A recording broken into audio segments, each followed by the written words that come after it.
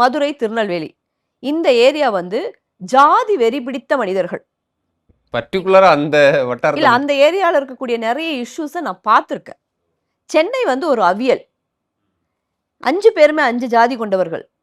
5 பேருமே 5 மதத்தை கொண்டவர்களா இருக்கலாம். ஆனா நம்ம 5 பேருமே ஒரு பொது இடத்துல சென்னைக்கு வந்துட்டோம்னா, ஜாதிய மறந்துருவோம்.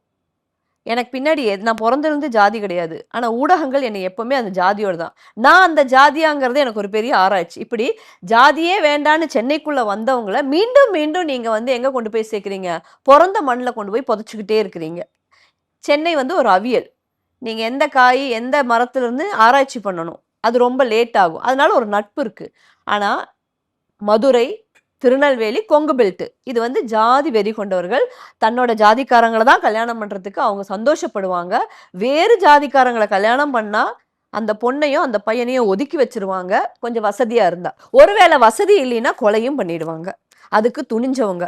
தான் பெத்த புள்ளைய கொலை பண்றதுக்கு எந்த விதமான அச்சமும் இல்லாத சமூகத்துல தான் நம்ம வாழ்ந்துட்டு இருக்கோம்.